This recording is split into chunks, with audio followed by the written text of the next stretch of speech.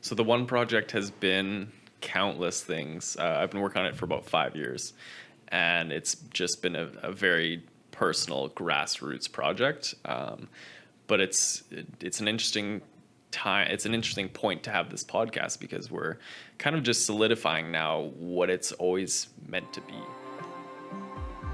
This week, we go into depth about mental health issues with the founder of The One Project, Bryce Evans.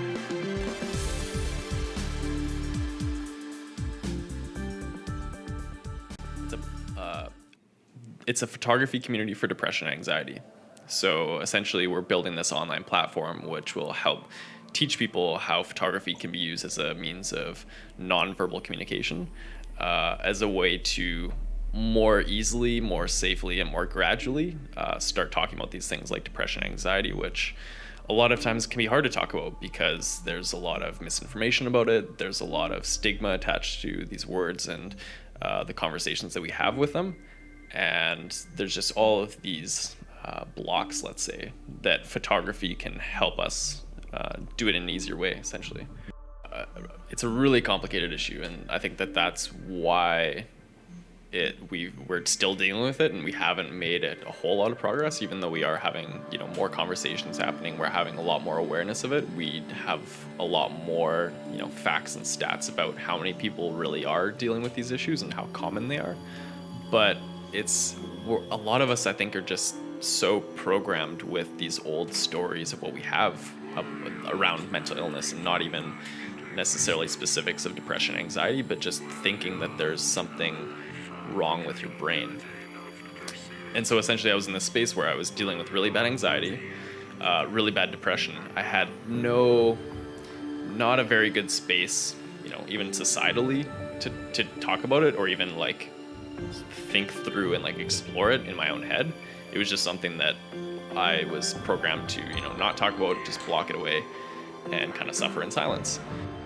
Once I started taking more photos, I started taking photos and themed them more towards themes of loneliness, and then thought of, I could build a project around this, and I could tell stories related to them and add some writing. The why of it is that I want to help people who are in that space, because I know that space and it's horrible. Photography there was a TED Talk that I watched recently that talked about, it was more focused on suicide, but obviously touched on depression and anxiety. But he talked about how when you're in that sort of headspace, your field of vision or your perspective just really tightens in. Literally, though. Yeah, on very negative things, and on these essentially trains of thought where you kind of just spiral down into a really dark place. Photography is very much about changing, having a different perspective. You're looking through a lens, and you're in a lot of ways seeing the world in a different way. Something I wanted to touch on before with this was the first photo that I took. I literally physically felt something, sort of I don't know, click, or there was a physical sensation when I hit the shutter on that first photo. And I've thought through this and tried to intellectualize it and stuff over the years. And I think that what happened was I started to trust my gut more. I started to kind of trust my inner voice more. And honestly, with the way that this is panned out and how odd a lot of it has been, a lot of how very serendipitous it has been, there's kind of been a knowing that this is what I'm here to do.